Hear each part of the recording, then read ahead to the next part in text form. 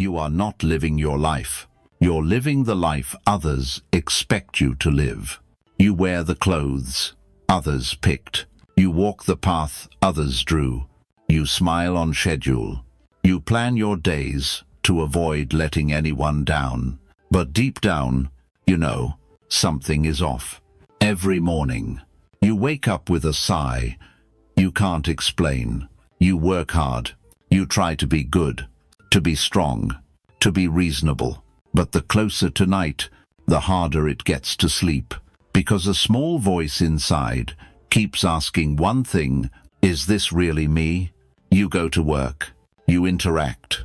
You share positive things. You listen to others. You're good at enduring. You try not to bother anyone. You've grown used to nodding, even when your mind is filled with unspoken questions. You're not depressed. You're not lost. You've just never been allowed to live in alignment with who you really are. The world doesn't hate you. It just doesn't care who you are. As long as you play your role well, no one is manipulating you. You've just never dared to stand up and say, I don't want to live like this anymore. So you convince yourself, maybe everyone feels like this. Maybe I'm asking for too much. Maybe I should be grateful that at least I'm okay. But you're not okay. You've been silent with yourself for too long. You've traded external safety for internal unrest.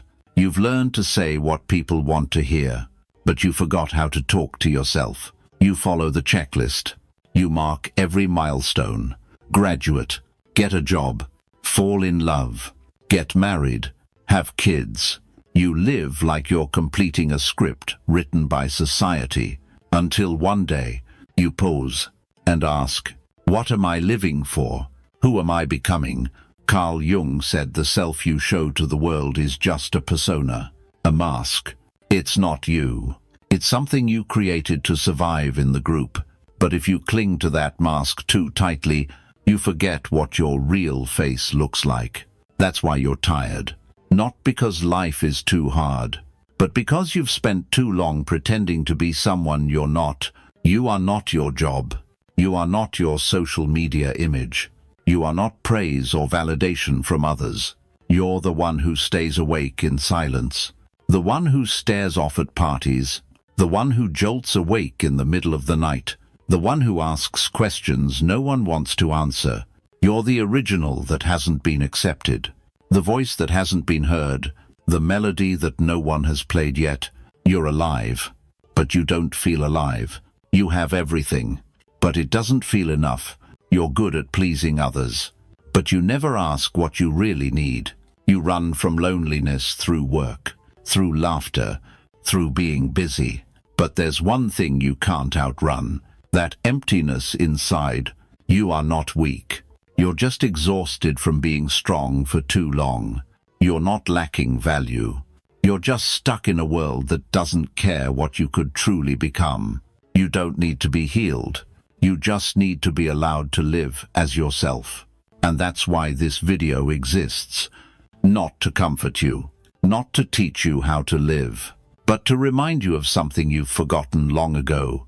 Life truly begins when you find the courage to find yourself. I'm not asking what you do. I'm asking, who are you? Not on paper, not in other people's eyes, not on your LinkedIn or Facebook. I'm asking, plainly, when no one's watching, when you don't have to perform, who are you? If you don't have an answer, if you feel unsure, if you've ever thought, no one really gets me, and you feel a lump in your throat, trying to express something real, something deep, and no one's listening, then this video is for you. Not to fix you, but to help you look back, to face it, and to begin again, from the root. You don't have to change the whole world. You just have to stop abandoning yourself. What are you holding on to that's keeping you stuck? A model, a role, a lesson from childhood, an outdated expectation. You may not know exactly what it is, but you can feel it pulling you back. It makes you hesitate whenever you want to speak your truth. It makes you apologize for feelings that are completely natural. It makes you compromise. Even when your soul is screaming, you say, "You're fine." But why are you afraid of silence? Why do you need to play music when you're alone? Why do you keep scrolling through your phone, even when nothing's new? What are you avoiding? This isn't just about being tired from work. It's not about not finding someone who understands you. It's not about not being smart enough, rich enough, or successful enough. It's about losing connection with yourself and not knowing when it happened. Carl Jung once said, "People will do anything, no matter how absurd, to avoid facing their own soul." And you're no different. You stay busy so you don't have to look back. You're kind to everyone, except yourself. You search everywhere for answers. While the question hasn't even been named, you've learned how to automate your emotions. When you see someone, you smile. When you're hurt, you say, "It's nothing." When things get awkward, you know how to switch the topic. But deep inside, what are you afraid of? Afraid of being judged, afraid of being left behind, afraid of being seen as strange, or afraid to admit, "I don't know who I am anymore." That's not weakness.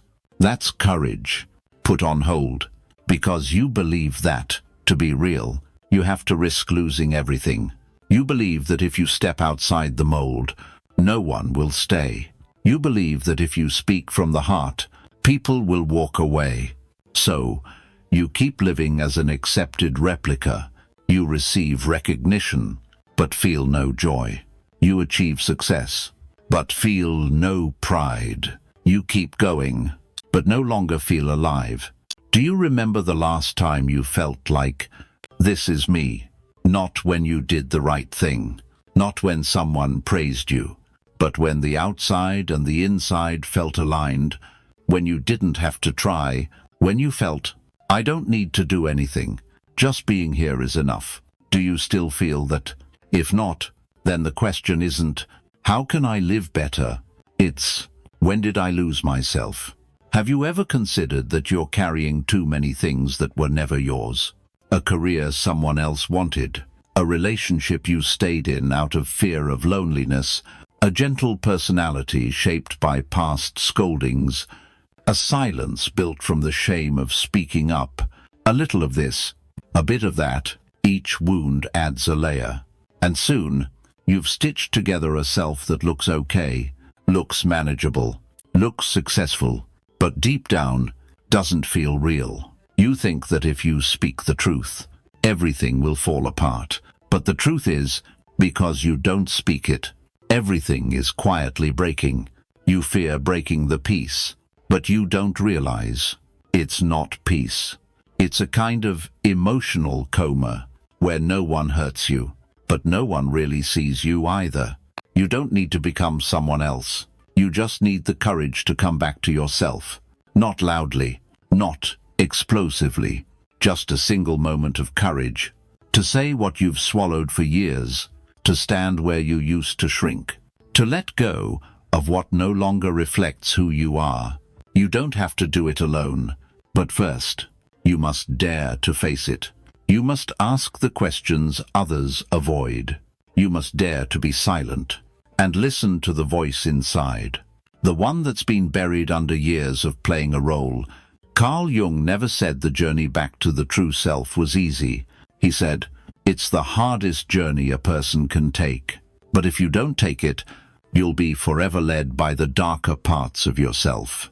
And you'll go on living a life that isn't yours. But you'll call it destiny. This is no longer the time to delay." If you've ever looked up at the ceiling and asked, "Who am I? What does my life even mean? Why do I feel so disconnected from everyone?" Then it's time to stop and start searching, not for success, not for the next self-improvement method, not for validation, but for yourself. Who are you? When no one is expecting anything from you, who are you? When no one is watching, who are you? When you no longer have to earn love. That journey begins here, not by changing the world, but by accepting one truth: I don't want to keep running from myself anymore. You've sat in a crowded room, smiling like everything was fine, while deep down, you just wanted to stand up and leave without a word. You've woken up at 2 a.m., not from a nightmare, but from a hollow feeling you couldn't name. You've written a long message, then deleted it, because you thought they wouldn't understand anyway. You smile, just so no one asks questions. You act okay, because you're used to no one really looking deeper. You help others to feel like you still have value. You carry strength, because you don't want to become a burden. You call it maturity, but really, it's a kind of loneliness that wears a perfect disguise. No one knows you once wanted to disappear. No one knows you once hoped someone would ask, "Are you really okay?" No one knows how many big questions you've typed out, then erased, because there was no one to send them to. You tell yourself to keep going. You have to work. You have to have goals. You have to stay busy. You have to prove you're fine. You have to not let anyone down. But the question that never leaves you is, why do I have to live this way? You don't feel connected, not to your work, not to your family, not to your friends, and sometimes not even to yourself. You might be in a position others dream of, good income, a stable family, a respected voice, influence. But whenever you sit alone, you feel empty, not because something is missing, but because you no longer see yourself in any of it. Carl Jung called this an identity crisis. The moment we realize we've lived too long as a self that was programmed by society, by family, by culture, without ever asking ourselves what is real. You once wanted to become the best version of yourself, so you learned new skills. You read books. You trained your mind to be positive. You chased big goals. But the more you tried, the more you felt further away from yourself, because you never stopped to ask, who is my real self? Not the most productive version, not the most positive, not the ideal version by social standards, but the most honest one, the one who may not excel at everything, but knows where they stand, the one who's not always happy, but honest about their sadness, the one who isn't perfect, but no longer ashamed of that. You are not a project to be optimized. You are a human being, waiting to be acknowledged, first by yourself. Have you ever felt like you're living as an actor? Every morning, you wake up to a performance. You pick clothes that match your role. You choose safe words for the setting. You say things that don't shock, don't feel too real, don't get too personal. You do your job well, but don't feel proud. You receive praise, but feel no joy. You look at yourself in the mirror and wonder, is that still me? Maybe you've never paused, because you're afraid that if you stop running, everything will fall apart. Afraid that if you show your real self, no one will stay. Afraid that if you go against the current, they'll call you a failure. You're not wrong. The world praises those who are the same definition of success, same version of maturity, same type of positive mindset, but no one asks, the same, for what? If the cost is losing your most unique truth, yourself. There are people who've gone far down roads that were never theirs. They've succeeded. They're admired. But deep inside, they're still waiting for something simple. For someone brave enough to ask them, are you truly happy? If you've made it this far, if you see yourself in these words, it's not because I said it right. It's because you've been listening to yourself long enough. And now, it's time for a reminder. You were not born to be a copy.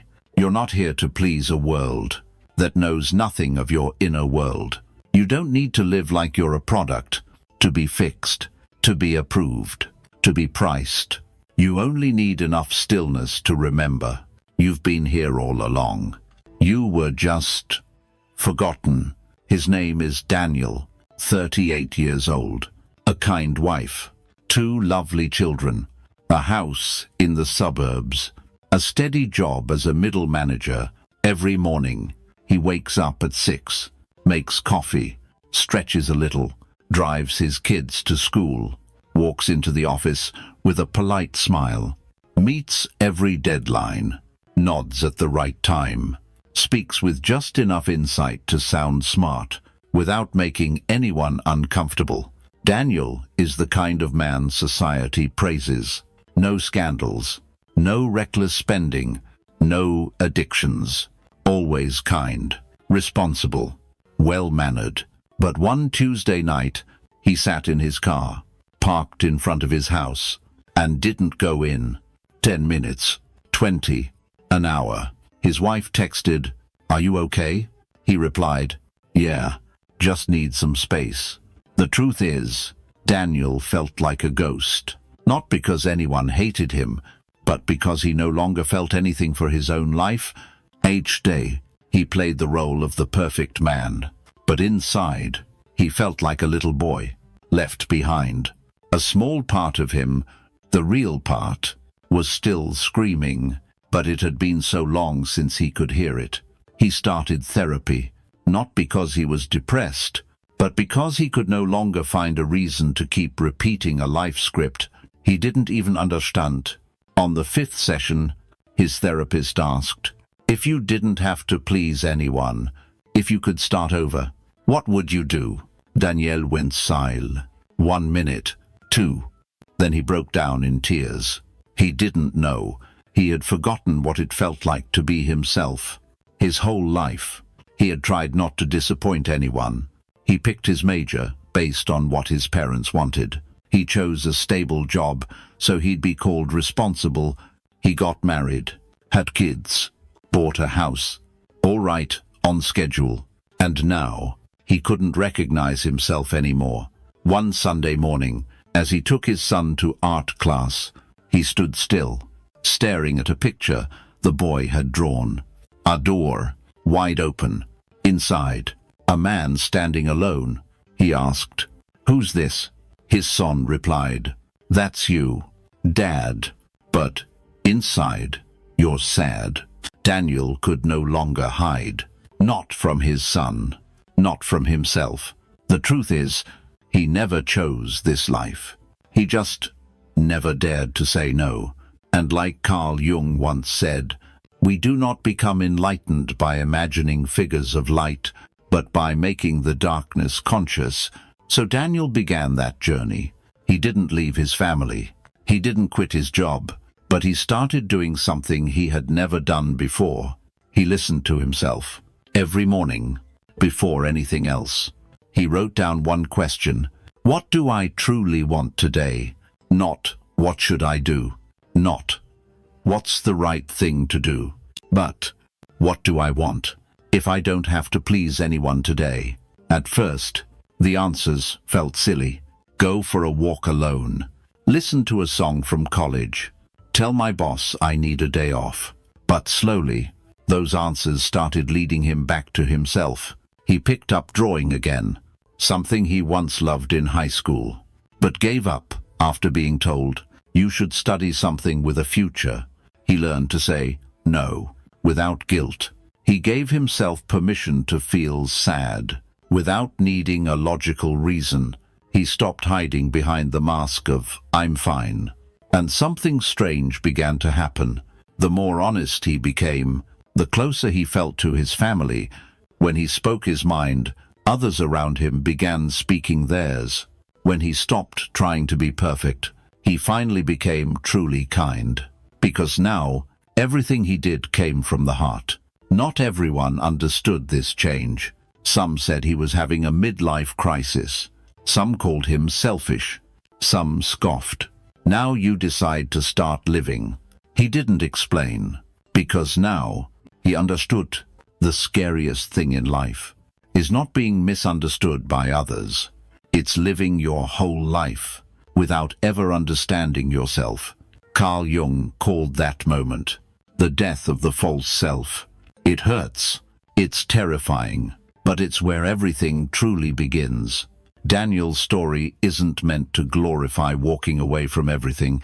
It's here to show you, when you find the courage to listen to yourself, even just a little, your whole life begins to shift. You don't need to collapse to earn the right to live honestly. You just need to pause, look within, and ask the one question no one can answer for you. Ami still mir? No. Daniel didn't change overnight. He was simply tired of living against his nature for too long. No, he didn't become selfish. He just stopped sacrificing himself for roles he never chose. No, you're not too sensitive. You're just being real in a world that's addicted to pretending. The problem isn't that you don't know who you are. The problem is, you were never taught how to look for it. Since childhood, we're taught how to be good people, how to behave, how to get good grades, how to succeed. But no one teaches us how to listen to ourselves. We learn how to fit in, but forget how to truly show up.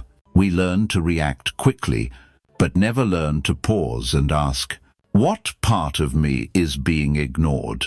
Carl Jung called those repressed parts the shadow, the inner darkness. It's not evil. It's not dangerous. It only becomes dangerous when we reject it. Because when you deny a part of yourself, it doesn't disappear. It just hides, waiting to erupt. You denude your sadness. You become numb. You denude your anger. It shows up as sarcasm and passive withdrawal. You deny your passion. You grow jealous of those who dare to live theirs. The better you get at pretending, the further you drift from yourself. The better you get at enduring, the more you carry what no longer fits. And one day, your body will speak up, through exhaustion, through unexplained sadness, through the emptiness you feel, even after achieving your so-called goals. You don't need to change your life. You need to clear the space within, not with another self-help course, but with the courage to ask yourself, what am I living by? Every day, whose values am I holding on to? Am I living or performing? When was the last time I truly felt like myself? Jung didn't say you have to abandon everything to find yourself. He said you must make the unconscious conscious. Otherwise, it will rule your life, and you'll call it fate. We live by habit, by expectations, by roles, until we forget. We have the right to question it all, the right to choose differently, the right to change, not because we hate who we were, but because it's time to live more honestly. No, you don't need others to understand you. You just need to stop waiting for that, especially from those who never tried. No, you're not ungrateful if you walk away from a path that no longer fits. You're just being honest, and honesty is the first gift you can give yourself.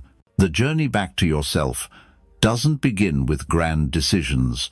It begins with small, simple, truthful questions. Am I betraying my feelings today?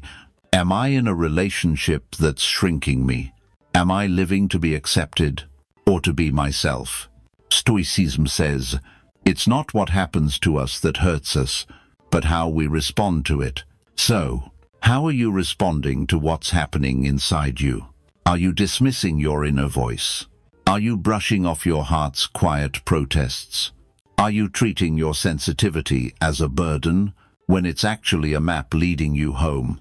If you don't listen to yourself, who will? If you don't give yourself permission to live honestly, who can? You don't need to be accepted before you dare to be real. You just need to be real. And then you'll see who truly belongs in your life and who doesn't. Unraveling the knot isn't about making life easier. It's about making life truer. No more acting. No more denying. No more looking in the mirror each morning and feeling like a stranger to your own face. Daniel didn't do anything special. He simply began to listen again to the quietest voice inside him, the one long drowned out by other people's applause. And you can start the same way. No grand plan, just one small decision. Today, I will be a little more honest with myself. Today, I will not do anything that makes me betray myself, even in the smallest way. That's how you begin. Step by step, breath by breath, moment by conscious moment. You don't need to search far to find yourself. You were never really gone.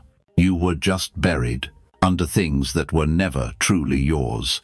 You don't need anyone's approval. You only need the courage to stop rejecting yourself once and for all. You don't need to change your whole life. You just need to change how you speak to yourself each day. You don't need to live up to the world's expectations. You just need to live in alignment with the truth inside you, whether others understand it or not. You've gone too far down a path that wasn't meant for you. You've gotten used to people thinking you're fine. While you no longer feel connected to anything, you've gotten used to saying yes, while every part of you wanted to scream no. But you don't have to keep doing that. You can stop. Right here, right now, you can choose again. Not to become perfect, but to return to your original self, the version of you untouched, undefined, unshaped by what never truly belonged to you. Do you remember the line we opened with? You're not living your life. You're living the life others expect you to live. Now, listen to it again, with reflection. You used to live someone else's life, but you can begin again. Today. No, you're not lost. You've just worn too many roles that no one ever helped you remove. No, you're not wrong. You're just being honest about questions others are too afraid to face. No, you're not weak.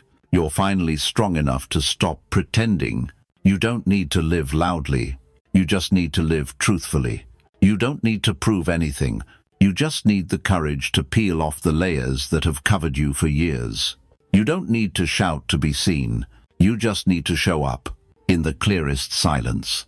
Carl Jung once said, "What you find most uncomfortable in others is often a rejected part of yourself."